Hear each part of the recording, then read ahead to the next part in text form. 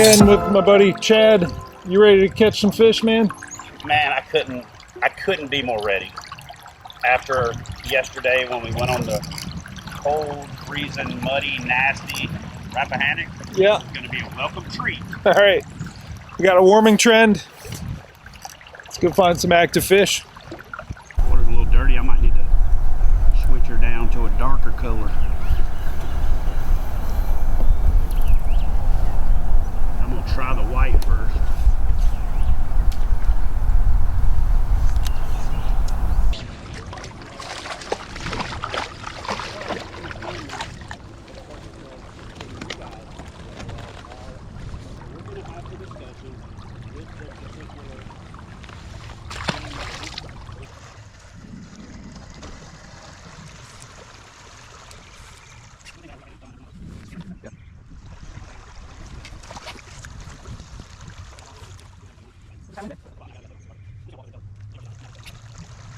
So, Mr. Little, that's your Maryland driver. Do you have a Virginia fishing license? Yeah.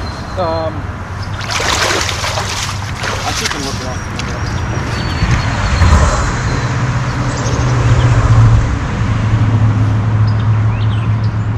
All right, so we had to relaunch elsewhere because we both got parking tickets for where we were, which is sort of debatable whether we were on the legal right of way. I believe we were, but I have to go to court to defend that. We'll see. But we're launching on the same body of water, just further downstream, and might be able to make it back up to where we were. All right, Chad, can I get your take on what just went down? So basically there's a landowner that likes to exploit the fact that, you know, you're not supposed to park on a right-of-way. Nowhere else in the state of Virginia does anybody enforce that. People go on hunts and they park on the side of the road and walk into public land. They park and access creeks and streams all over the state. And what I think we have is just a selective enforcement. 100% that conservation officer, that guy's got her ear, and anytime somebody's fishing there, he considers it trespassing, and she runs them off, which is why when she called me, she said, I just want to inform you that you're currently criminally trespassing. And I said, no, I'm not. I never was on private property. We use the right of way. And then her story changed. Well, you also can't park on the right of way. So you could be cited for that, or your truck could be towed. So then she told me, you know, if you stay, your truck could be towed. I said, no, I'm going to find Jeff and we'll head out right now. So she tells me if I don't leave, she's going to write us a ticket. But then I agree to leave, but because I don't concede that she's right, she writes us a ticket anyway. Which, honestly, according to the statute, based on what she found in the VDOT portion, which is not where I looked it up. I looked it up under the hunting and fishing regulations portion, that you can't park on a right of way. So she wrote us a ticket for it.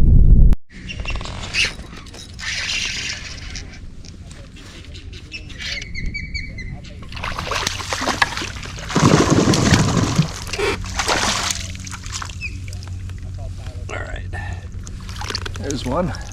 This is the same rig I was catching them on down in Caddo. I was filming with Dwayne Taff. It's a bobber stop to peg a 16th ounce tungsten bullet weight, and I think it's 3 or 4/0 grip pin hook, and then the black and blue mag fatties. It's a slower rate of fall for the mag fatties. That little bit of weight there is just enough to, you know, to get it moving down nice and slow.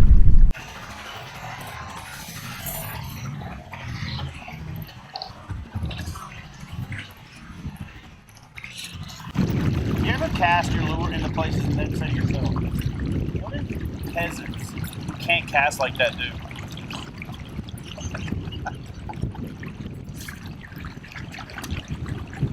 What's it like to see a spot and not be able to put your lure there? You know what I mean? Like, for example, if you just wanted to put it like right by the base of that tree and you landed 6 feet away like I just did, is that frustrating? Because I know it's not frustrating. If you literally can just see a spot and say, yeah, I want it like right in that hole, you just put it there.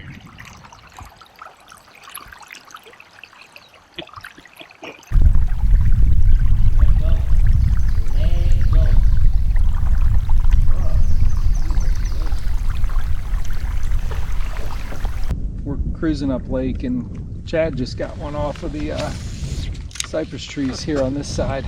I like the lineup here of all these cypress trees, which I think means that the channel is somewhere along here, that, you know, there's not a shallow kind of nothing mucky bottom on this side. We've got, you know, some of these cypress trees that come out pretty far, but he got one. I don't know how big it was. I think it was probably in that 18 or 19 inch range. Nice fish. Oh, that's cool.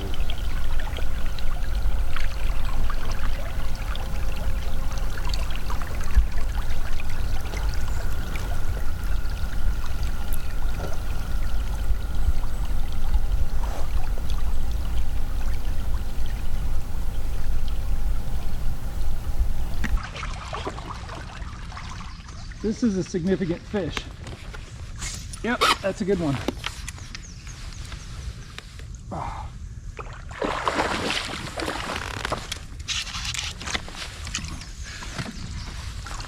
Right on this log. Get in there.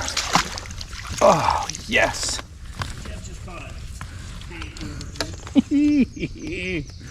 On that log, we had moved up into the river quite a bit, and this guy, beautiful fish, jammed. And that's why I like the full size, the bigger diesel minnow on the jackhammer. I got the Houdini 5-inch diesel minnow, not the 4 but the 5. And what do you think that one weighs? Oh, chunky. All right, I've already hung him on the boga grip. What do you think the length is on this one, Chad? Let me get it up and I'll see here. We'll do 20 3/4. I think you're correct. Dude, you're amazing. It is. It's like it is a 1/8 of an inch shy. Can you focus on that? Can you come in? You can see I'm over the 20 3/4 line. Mouth closed there, but just right there. I think you look at a few of these over the course of a season or two, right? Yep. So 5 pound, 9 ounce. Got him on the 1/2 ounce jackhammer. One that I tied. I'm gonna let you breathe for a second, fish. One that I tied my own skirt on top of the existing skirt. It's the gold shiner one, and that's a 5-inch Houdini diesel minnow on there. Straight braid, and he was on. You can show the. Calm down. You'll get to go in a second. On the log that Chad's got his heel dug in on. So outside bend.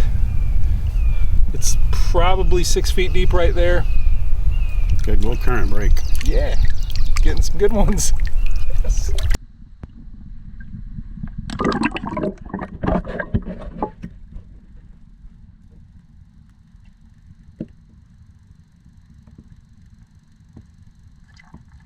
Oh, dude, that's money. It like turned and popped.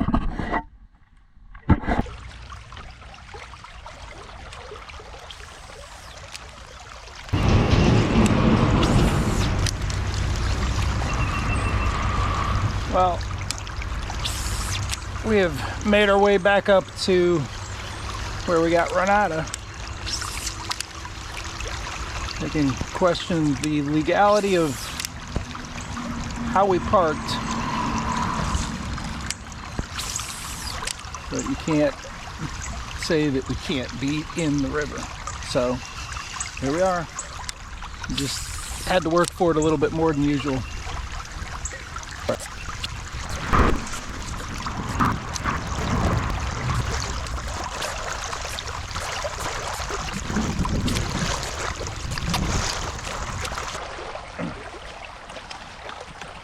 Chad got one. Looks like a good one. Let's see it. Nice one, man. Yeah, it was a good spot.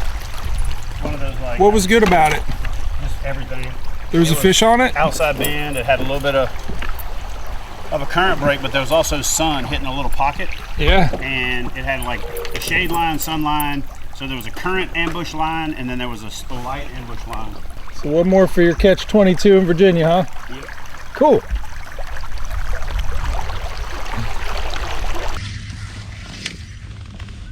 Just missed one there.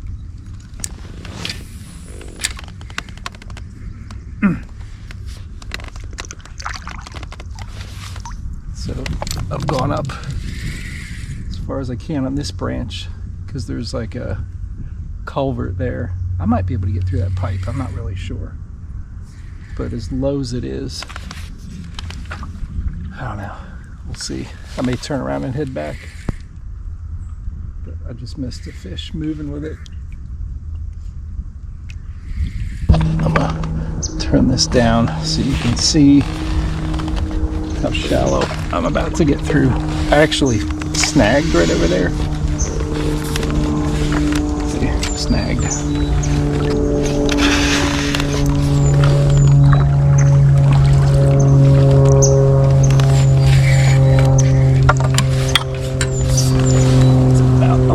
I can get through. I don't think it's any more than 2 inches. Right at it.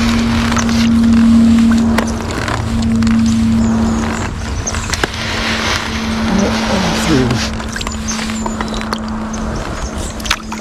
It's easier when you do it at speed. But I still want to make some casts here before I try to get through that tunnel.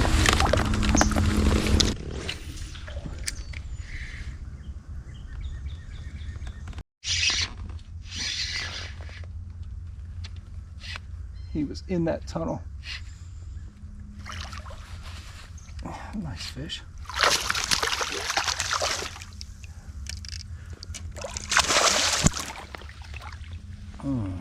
Liking the mag fatties.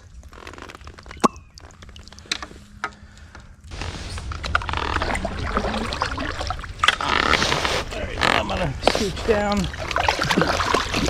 See if I can do this.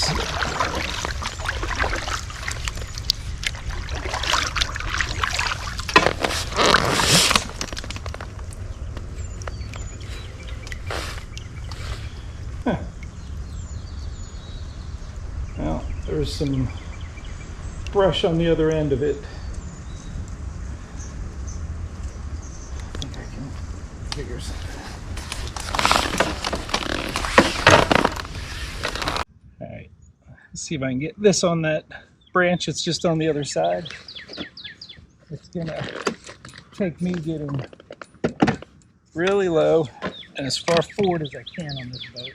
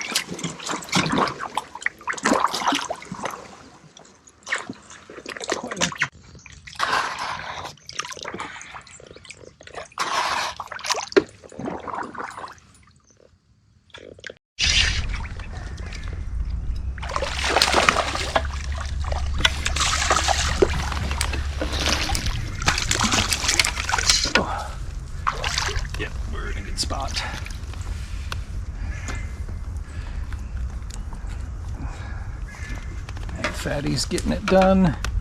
I've come back to the main river. I kind of looped around a smaller branch and I can see current out there. But in between here and there, it's calm, and that's where this fish was. Current. All right. Starting to bite. Oh, chain pickerel. They're everywhere. Oh, and they smell bad.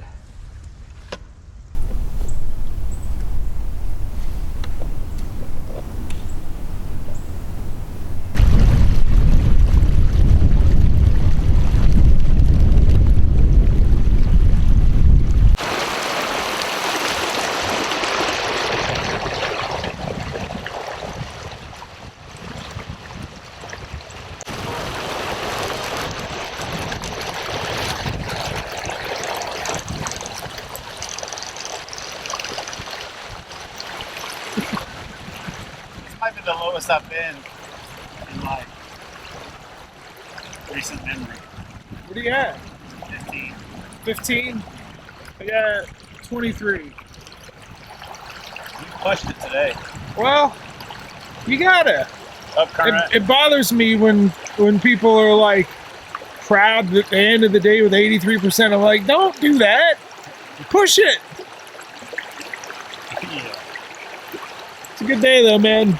It's pretty out here. Very unique fishery.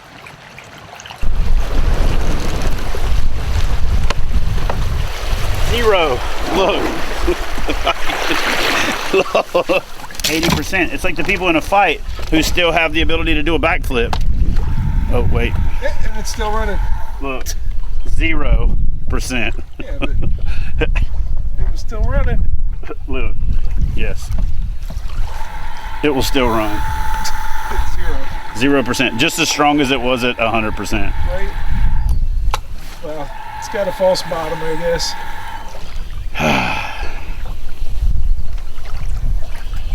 It's like those fighters who say, yeah, Jim, I went out there and left it all out on the table, but then as soon as they won, they did a backflip. Like, no, if you got enough energy to do a backflip, you did not leave it all out there in the ring.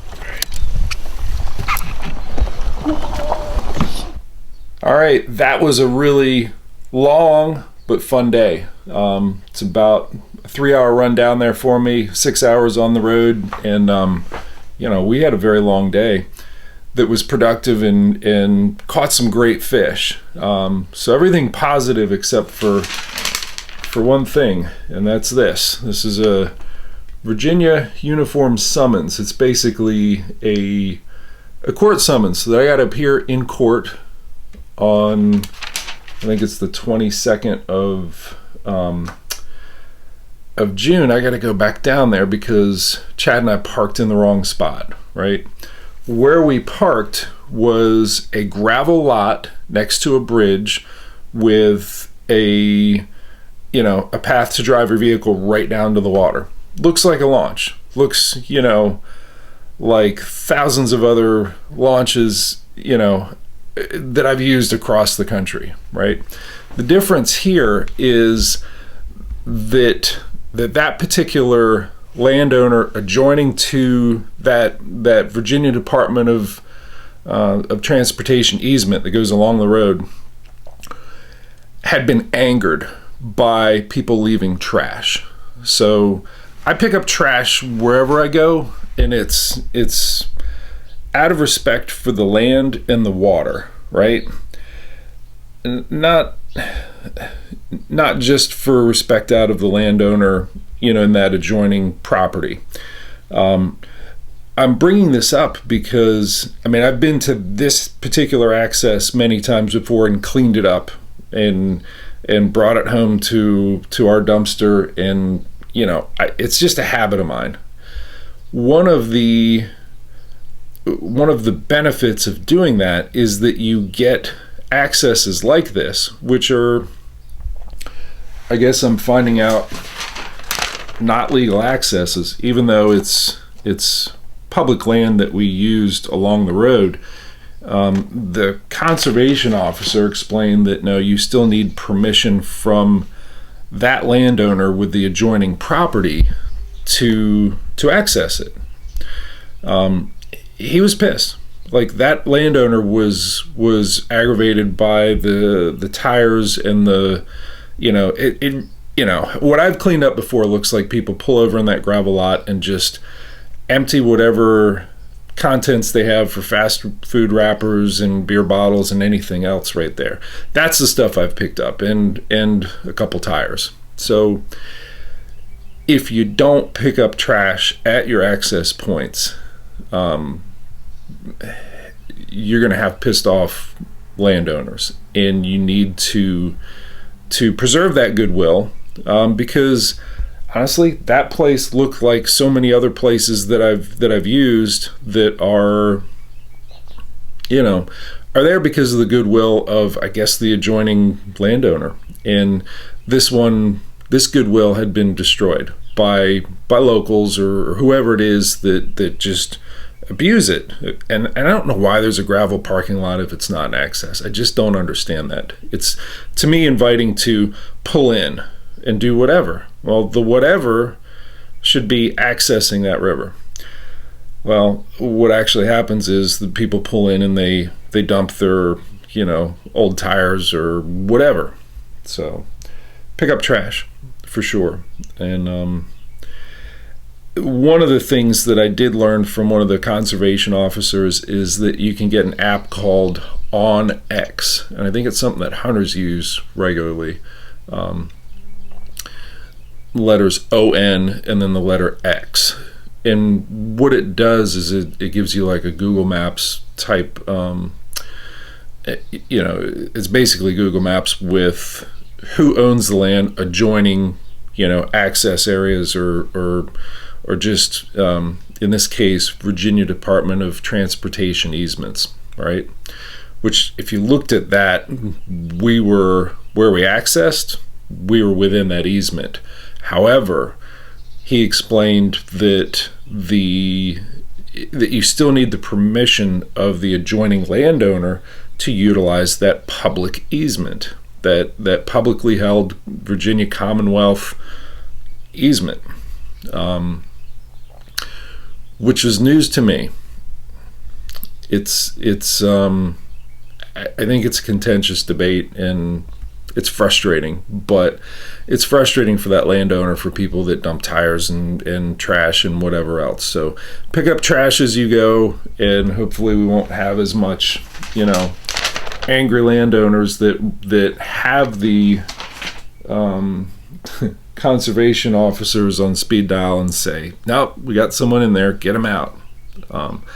That being said, Chad and I got back up to where we wanted to fish, and we caught some nice fish. It was a fun day of exploration, despite this frustrating start of the day. So that's all I got. See ya.